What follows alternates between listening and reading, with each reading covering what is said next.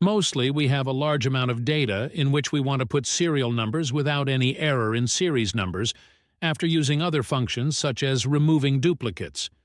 We will use the row formula, which is flawless. Let's begin the formula with an equal sign. Type rows. Press the Tab button. Type the cell name, which is A6:, then again type the same cell number. We are counting rows from A6 to any cell. That's why we have locked the starting index. The serial number will be increased depending on the distance from A6 per cell. Close the bracket and press Enter. Use the Fill Handle tool to autofill the formula downward.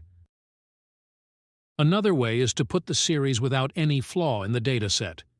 As usual, start with an equal sign. Use the formula of row. Press the Tab button. Type the active cell number from where we start the serial numbers. Here the cell number is A6.